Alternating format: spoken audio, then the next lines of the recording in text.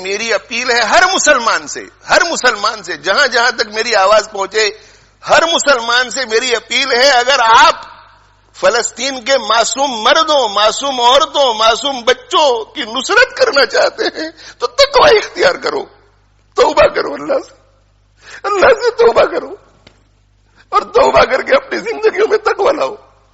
سب سے پہلا کام یہ ہے، امت مسلمہ کے ہر فرد تک اللہ میری آواز پہنچا دے۔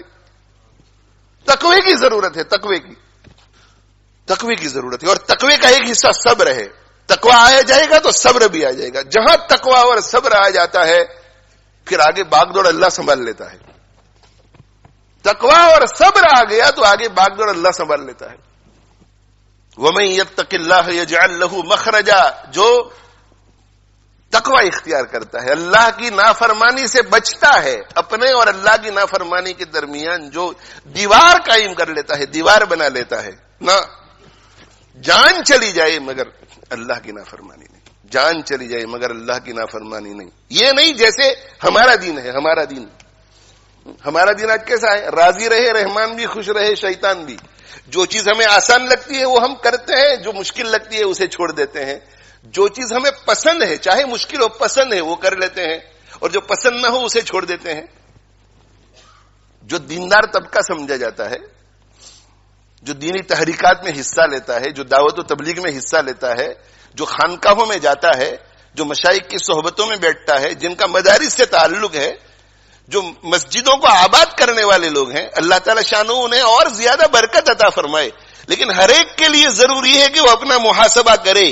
جتنا دین زندگی میں آیا ہے اتنے دین کو دیکھ کر خود کو متقی نہ سمجھ لیں۔ نظر دین کے اس حصے پہ کیجئے جو ہماری زندگیوں میں نہیں ہے۔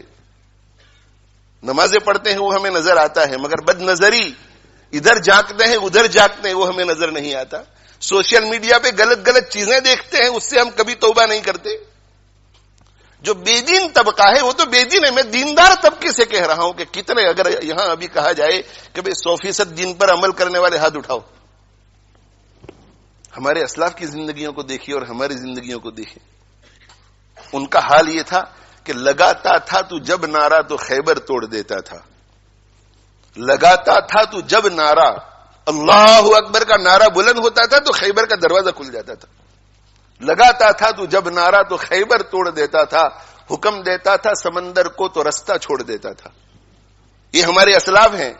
دشت تو دشت، دریا بھی نہ چھوڑے ہم نے، زمین پر تو ہم نے اپنے گھوڑے دوڑائے دین کے خاطر، دین کی جد و جہد کے خاطر، مگر ہم نے تو دریاؤں کو بھی نہیں چھوڑا، دریاؤں پر بھی ہمارے گھوڑے چلے۔ دشت تو دشت، دریا بھی نہ چھوڑے ہم نے، بحر ظلمات میں دوڑا دیے گھوڑے ہم نے۔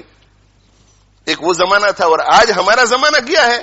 مسلمانوں میں خون باقی نہیں ہے، محبت کا جنوں باقی نہیں ہے، صفیں کج دل پریشاں، سجدہ بے ذوق کے جذبے اندروں باقی نہیں ہے۔ ہماری نمازیں کھوکھلی، ہمارا رکوع کھوکھلا، ہمارا سجدہ کھوکھلا۔ ذرا نماز امام صاحب نے طویل کر دی تو ہمیں پریشانی ہوتی ہے۔ گپ شپ کا ہمیں بہت شوق، ہاں بیان اگر 3 گھنٹوں تک بھی چلتا رہے تو اس میں دلچسپی سے ہم سنیں گے، مگر ذکر کی مجلس اٹھ کے چلے جاؤ بھائی، ذکر کتنا کیا، تلاوت کتنی کی، نہیں اس کے لیے ہمارے دلچسپی نہیں۔ بیانوں میں دلچسپی اس لیے کہ نفس کو اچھا لگتا ہے بیان، مجلسیں ہمیں پسند ہیں، گفتگو پسند ہے، لمبی لمبی دین کی ہم بات کرتے ہیں ایک دوسرے کے ساتھ، بڑے بڑے تبصرے کرتے ہیں، لیکن ہم گفتار کے غازی ہیں، کردار کے غازی نہیں۔ میرے بھائیو، اگر ہم میں سے ہر شخص گفتگو کرنے والا خود بجائے دوسروں کے اوپر توجہ کرنے کے خود اپنی زندگی پر بولتے ہوئے توجہ کرے، اور سننے والے بھی دائیں بائیں آگے پیچھے والوں پر نظر کرنے کے بجائے خود ہر شخص انڈیویجولی اپنے اوپر نظر کرے اور یہ فیصلہ کرے کہ بات تو واقعی صحیح ہے، زندگی میں اچھائیاں تو ہے مگر برائیاں بھی بہت ہیں، اور برائیوں پر تو بالکل کنسنٹریٹ نہیں کر رہا ہوں۔ گزشتہ 10 سال سے جو برائیاں ہیں آج بھی ہیں، ہر مہینے ایک برائی تو ختم ہونی چاہیے تھی، ہر سال ایک برائی تو ختم کرنی چاہیے تھی۔ چلو ایک لسٹ بناتے ہیں اور آج سے ان برائیوں کو ختم کرنے کی فکر کرتے ہیں۔ اگر امت میں یہ جذبہ پیدا ہو گیا اپنی اصلاح کا اور اپنی درستگی کا، تو میرے بھائیوں جیسے جیسے امت ترقی کرتی چلی جائے گی، اللہ کی نصرت بھی بڑھتی چلی جائے گی۔